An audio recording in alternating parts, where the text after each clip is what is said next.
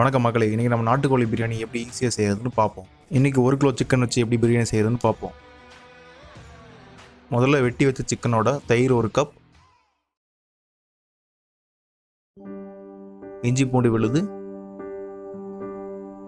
மிளகாத்தூள், பிரியாணி மசாலா, தேவையான அளவு உப்பு, இதையெல்லாம் சேர்த்து நல்லா கலக்கி வைக்கணும்.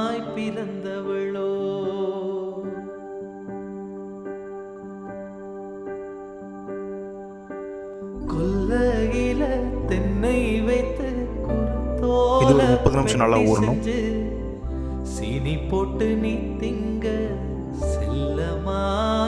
முதல்ல ஒரு பெரிய பாத்திரத்தை எடுத்து அதில் கொஞ்சம் எண்ணெய் விட்டுக்கிட்டு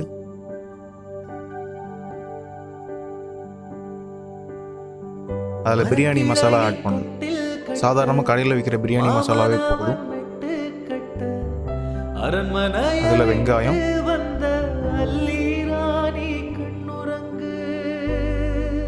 தக்காளி,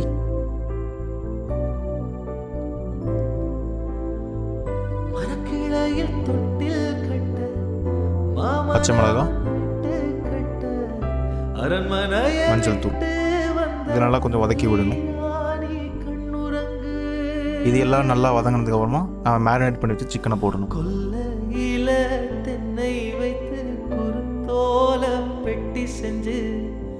சீனி போட்டு நீ திங்க செல்லமாய் பிறந்தவளோ.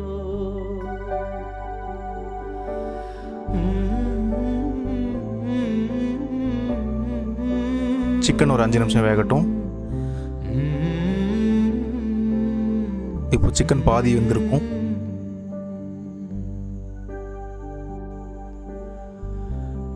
இதில் தேவையான அளவு தண்ணி ஊற்றிக்கணும். நம்ம ரைஸ் எவ்வளோ வைக்கிறோமோ அதுக்கேற்ற மாதிரி தண்ணி ஊற்றிக்கணும்.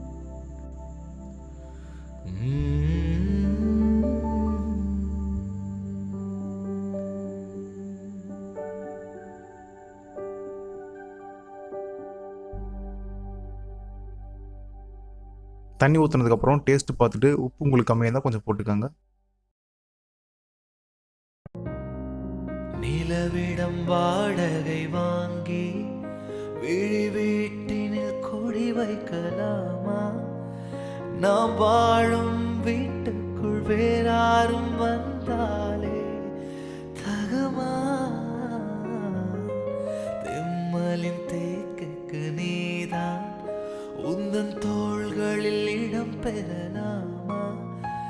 நான் சாயம் தோள் மேல். அவர் வந்து ஒரு 10லேருந்து 15 நிமிஷம் கழிச்சு எடுத்தா சூப்பரான பிரியாணி நமக்கு கிடைக்கும்.